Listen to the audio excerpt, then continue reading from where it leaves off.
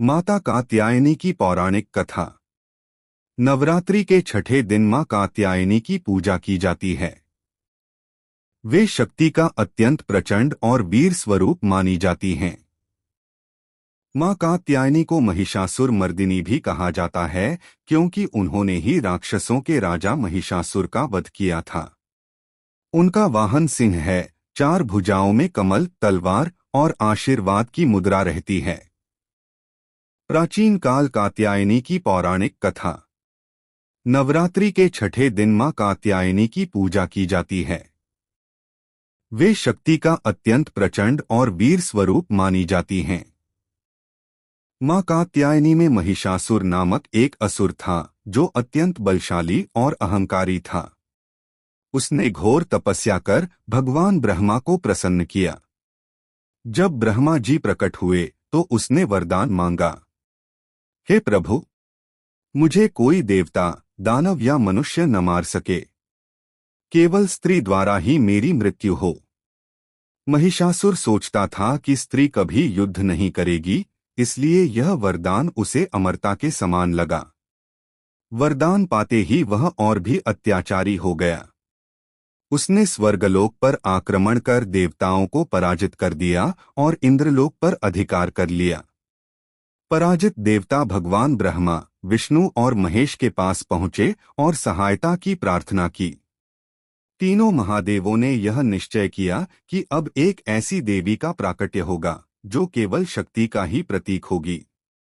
तब सभी देवताओं की शक्तियां मिलकर एक तेजस्वी देवी के रूप में प्रकट हुईं।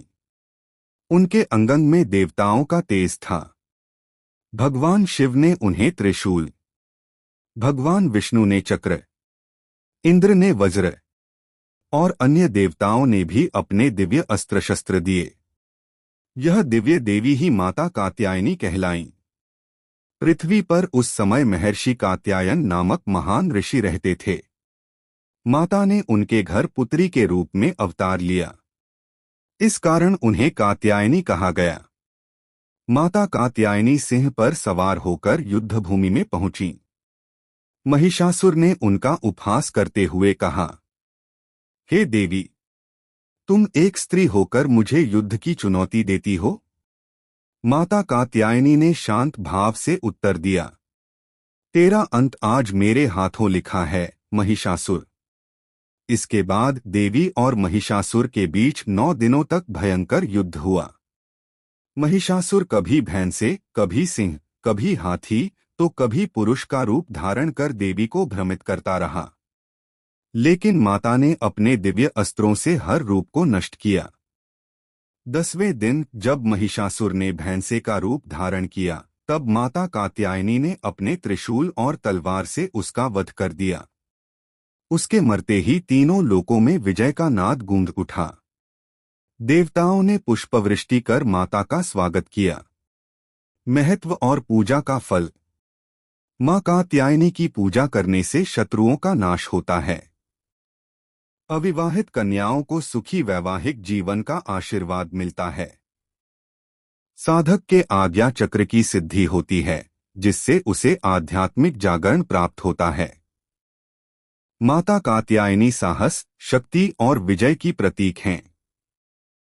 उनकी कथा यह संदेश देती है कि जब अत्याचार अपनी चरम सीमा पर पहुंच जाता है, तब दिव्य शक्ति का प्राकट्य होकर धर्म की स्थापना करती है। उनकी पूजा से भय, पाप और नकारात्मक शक्तियों का नाश होता है तथा जीवन में साहस और विजय की प्राप्ति होती है।